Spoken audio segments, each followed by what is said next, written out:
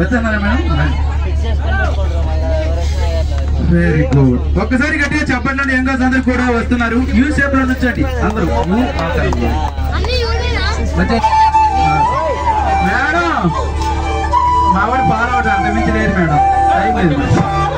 మావాడు ఫాలో అవ్వండి. అదే కొద్దిగా చెప్పలే అన్న ప్రసాద్. ఓకే మేడం, ఇక్కడ మన డ్యాన్స్ ప్రోగ్రామ్ మేడం, మావాడు చెప్పినట్టు చేయండి అంతే.